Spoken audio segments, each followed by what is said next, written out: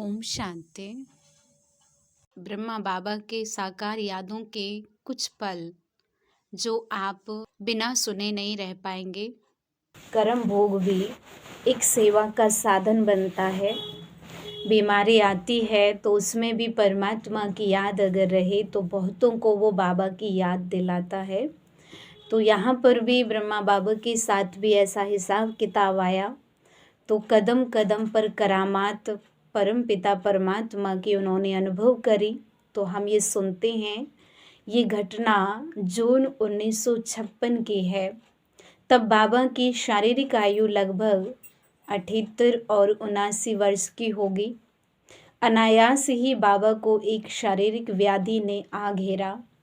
आबू के स्थानीय डॉक्टर एवं सिविल सर्जन ने कहा पिताश्री को तुरंत ही मुंबई ले जाया जाए, क्योंकि वहाँ बड़े बड़े अस्पताल हैं और इलाज की भी सुविधा आधुनिक तथा अच्छी है। गंभीर मुख मुद्रा बनाकर और कुछ चिंता से प्रकट करते हुए डॉक्टर महोदय कहते, इसके लिए बाबा को ऑपरेशन कराना पड़ेगा और 78-79 वर्ष की इस अधेड़ आयु में ऐसा ऑपरेशन बहुत कम ही लोगों का सफलता से हुआ करता है। डॉक्टर की ऐसी बातें सुन सुनकर हम बच्चों के मन में कुछ सोच विचार चल पड़ा।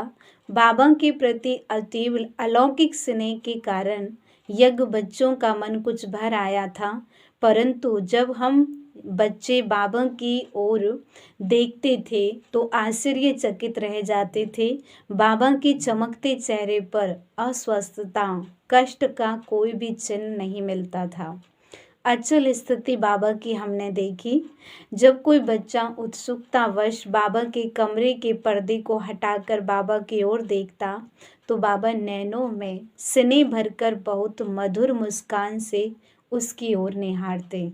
यदि कोई बच्चा उनकी सैया के पास जाकर खड़ा हो जाता तो उसके चेहरे पर रेखाएं गंभीर स्थिति व चिंता की सूचक होती थी बच्चे के चेहरे पर, और बाबा पहले जैसे ही मधुर मुस्कान मधुर आवाज़ में कहते, हाँ ठीक हूँ, ये तो आप जानते ही हो कि ये पुराना शरीर है और पुरानी चीज़ को तो कई चत्तियाँ लगाकर ही चलाया जाता है, बाकी बाबा को तो कुछ भी नहीं है, फिक्र से फारिग रहो बच्चे। जब बाबा ये शब्द कह रहे होते तब बाबा के चेहरे पर वैसा ही नूर होता, उनकी खुशी में ताजगी में भी कोई कमी ना मालूम होती। भले ही बाबा रात भर उस शारीरिक यातना के कारण जागते रहे, तथापि बाबा के चेहरे पर थकावट का कोई भी चिन्ह नहीं था। पहले जैसी ताजगी और सदा की तरह ही उनके बोल प्यार भरे होते थे।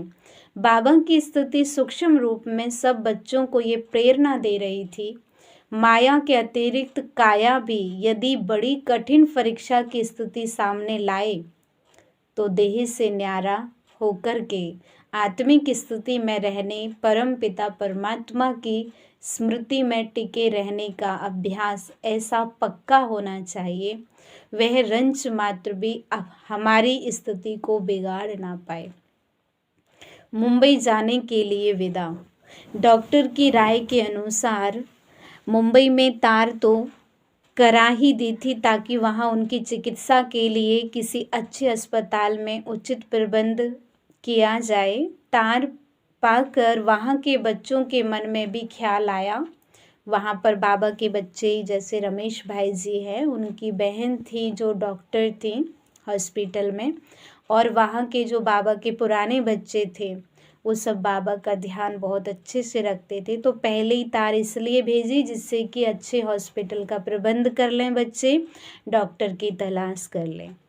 इधर कोटा हाउस के हॉल में एक सैया पर लेटे हुए बाबा मुंबई जाने से पहले सबसे विदा ले रहे थे।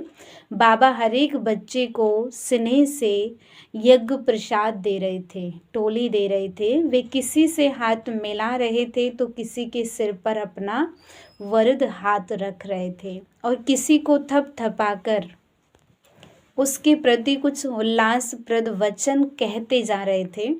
इस दृश्य का किन शब्दों में वर्णन किया जाए, सबके नैन स्नेह से गीले हुए थे। अपलक होकर बाबा को निहार रहे थे। अवश्य ही सबका मन इस सोच में था कि ना जाने अब विश्व मंच पर कौन सा नया दृश्य उपस्थित होगा। बाबा से पितृवत स्नेह पाकर, उनसे टोली लेकर, उनके मधुर बोल सुनकर सबको खुशी भी होती, लेकिन आज इस खुशी में एक और प्रकार की लहर का समावेश हमने देखा। बेतार के तार से शिव बाबा से ये तो अनुन्य विनय, अनुरोध और आग्रह कर ही रहा था, बाबा अभी हम नन्हे और कोमल पौधे हैं और हम चैतन्य फूलों को इस साकार रूप द्वारा आपके लालन पालन और देखरेख की आवश्यकता है।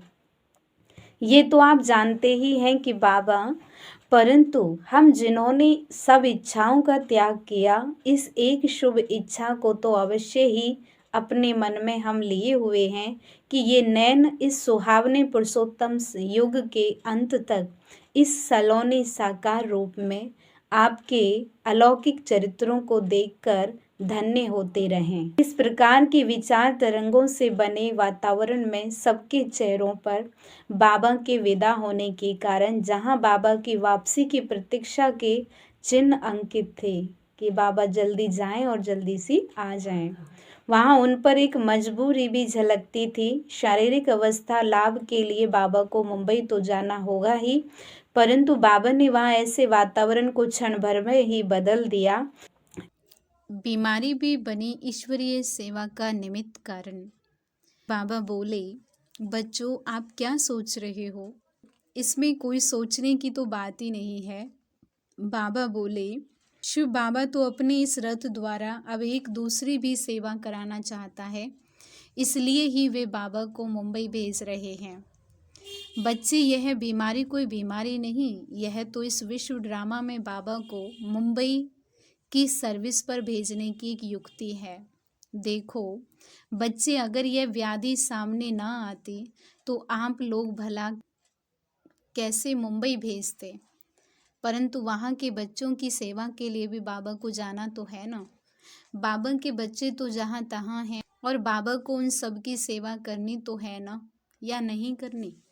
तो देखो मुंबई जैसे महानगर में जहाँ पर माया का बड़ा भवका है, वैसे तो लोग ज्ञान सुनते ही नहीं और पास आते ही नहीं, परंतु अब जब बाबा इस स्थिति में वहाँ जाएंगे, अवश्य आएंगे ही। जो लोग बाबा से वैर विरोध रखते हैं, वे भी बाबा की शारीरिक अवस्था का समाचार सुनकर लोकाचार के नाते ही सही बाबा से मिलने आएंगे, क्योंकि यह तो सांसारिक एक रीति है, कुशल मंगल पूछने तो जरूर आते हैं। इसलिए सिंध के पुराने मुखी लोग, उनके कुटुंबी और बाबा के लौकिक संबंधी, जिन्होंने प्रारंभ में अनजाने ही इस ईश्वरीय कार्य का विरोध किया, अब बाबा से मिलने तो आएंगे ही। यदि यह कारण ना बनता तो वे भला अन्य किस निमित्त कारण से आते। बाबा बोले, तब खुश रहो बच्चे, बाबा तो बस अभी आया कि आया। एक थे जिस्मानी सर्जन और दूसरे थे रूहानी सर्जन। उधर मुंबई के नए अस्पताल में बाबा के लिए सब व्यवस्था पूरी कर दी गई थी। वहाँ का जो मुख्य डॉक्टर था, उसको ही इस रूहानी सर्जन अर्थात पिताश्री का ऑपरेशन करना था। उसे ये बता दिया गया था कि उसके पास अब विश्व इतिहास के कितने बड़े व्यक्ति को लाया जा रहा है। वह डॉक्टर चेन स्मोकर था। एक सिगरेट को बुझाने से पहले ही उससे दूसरी जला लिया करता था। उससे भाई विश्व किशोर जी ने नम्रता पूर्वक ये सुझाव दिया था कि बाबा में तो वह रूहानी शक्ति है जिससे वे लोगों के इस प्रकार के व्यसनों को सहज ही छुड़ा दिया करते हैं। डॉक्टर साहब बोले, हाँ ऐसा हो सकता है, परंतु मैं समझता हूँ कि मुझसे तो कोई सिगरेट छुड़ा नहीं सकेगा। मेरा अब तो कई वर्षों से इसे पीने का अटूट अभ्यास हो गया है। अब तो ये मेरी जीवन संगनी हो गई है, इसलिए मैं असंभव समझता हूँ कि इसे छोड़ सकूँगा। अस्पताल में स्टाफ के लोग बताते थे कि ऑपरेशन करने से पहले वे खूब जी भर के सिगरेट पी लिया करते थे और ऑपरेशन के तुरंत बाद भी पहले सिगरेट को मुंह में लगाकर पीछे किसी से बात किया करते थे। कुछ लोगों का तो यहाँ तक भी कहना था कि ऑपरेशन थिएटर में भी डॉक्टर साहब के निकट सिगरेट सुलगती रहती थी और वे बीच बीच में कश लगा लिया करते थे। अब एक ओर ये भारत के नामी गिरामी शारीरिक व्याधियों के डॉक्टर और दूसरी ओर ये विश्व के सबसे बड़े रूहानी साकार सर्जन। सोचिए अब क्या हुआ होगा डॉक्टर के प्रति बाबा के मुखारविंद से। वास्तव में फैसला तो उसी वक्त हो गया था जब डॉक्टर की पहली निगाह अपने अद्भुत रोगी पर पड़ी थी। इतनी बड़ी आयु में भी इतना कष्ट होते हुए भी बाबा ना तो कराहने की कुछ आवाज़ कर रहे थे और ना ही उनके चेहरे पर व्याधि के द्वारा तड़फन पीड़ा कुछ चेहरे के चिन्ह के रूप में दिखाई दे रही थी।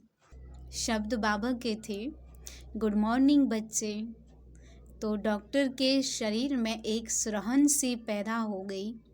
उसके जीवन में ये पहला ही पेशेंट था जिसने अपनी तकलीफ बताने के बजाय मुस्कुराते हुए गुड मॉर्निंग कहा। अवश्य ही डॉक्टर साहब को अजीब सुहावनी अनुभूति हुई होगी कि ये कौन है जो मुझे बच्चे बच्चे इन स्नेह भरे शब्दों से पुकार रहे हैं। इतनी बड़ी आयु वाले डॉक्टर साहब को बचपन के बाद अब कई वर्ष बीतने पर जब ये शब्द सुनने को मिले होंगे और उन्हें लगा होगा कि उनके लिए भी इस संसार में कोई पैसा भी है जो उन्हें पिता जैसा प्यार ही नहीं दैवी संपत्ति भी देने को तैयार है। इस प्रकार उस पहली ही मुलाकात में डॉक्टर साहब के मन में यह तो निश्चय हुआ ही लगता था कि कम से कम उनके ऑपरेशन के समय अथवा उससे पूर्व तो वे जीवन में पहली बार सिगरेट नहीं पिएंगे। उनको ऐसा लगा डॉक्टर साहब को। फिर ऑपरेशन के बाद तो फीस देते ही हैं, परंतु डॉक्टर साहब को तो पहले ही बाबा से स्नेह भरी टोली प्रसाद मिल गया, जिसे पाकर उसे अवश्य लगा होगा कि इस दुनिया के बाजार में सौदाबाजी तो सब करते हैं, लेकिन ये बाबा तो कोई ऐसे अलौकिक बाबा हैं जिनका हर कार्यकलाप निस्वार्थ स्नेह से हो रहा है। अब आप आगे सुनिए अस्पताल में कैसे ईश्वरीय संदेश पहुंचा। अब बहुत से लोग बाबा से मिलने आने लगे थे। गोया अस्पताल में भी ईश्वरीय संदेश की सेवा चालू हो गई थी। अस्पताल में अन्य सभी रोगियों के कानों में भी ये समाचार पहुंच चुका था कि फलाना नंबर कमरे में कोई महात्मा जी आए हुए हैं। उन रोगियों से मिलने के लिए जो उनके मित्र संबंधी आते, ये सूचना उन्हें भी मिल जाती। कई लोग इस बात के लिए प्रार्थना करते कि उन्हें बाबा के दर्शन करने का शुभ अवसर दिया जाए। अस्पताल की नर्सों के मन में भी उत्सुकता बनी रहती, कम से कम झांक कर बाबा को देख तो लिया जाए। अलौकिक कांति से युक्त श्वेत वस्त्रधारी बाबा के मुस्कुराते चेहरे को देखकर सबके मन में ये संदेह हो जाता, ये अस्वस्थ हैं भी या नहीं। गोया उनके मन व उनके कान एक दूसरे की बात को ना मानते। बाबा उन नर्सों को भी बच्ची, मीठी बच्ची अथवा कई बार तो बच्चे ऐसा कहकर बुलाते और उन्हें प्रसाद भी देते। सबका मन यही करता बाबा सदा यहीं रहें और इनसे किसी प्रकार बिछुड़ना ना हो, परंतु अवश्य ही उनकी अपनी बुद्धि अपने मन को डांट देती होगी कि ऐसा तो सोचना भी अयुक्त है। इस तरह के साकार के अनेक चमत्कारी पल ये प्रैक्टिकल में बाबा के अनन्य बच्चों ने सुने नहीं, जिए और बाबा के इर्द गिर्द उन्होंने अपना समय सफल किया। शांति।